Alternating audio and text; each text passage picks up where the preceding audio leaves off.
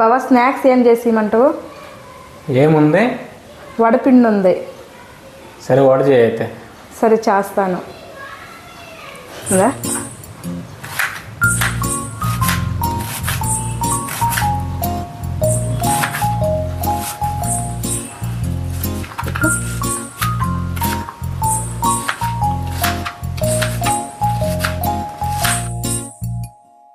నీ కళ్ళతోటి నా కళ్ళలోకి చూస్తేనే చంద్రోదయం, నీ చూపుతోటి నన్ను తాకుతుంటే తనువంత సూర్యోదయం.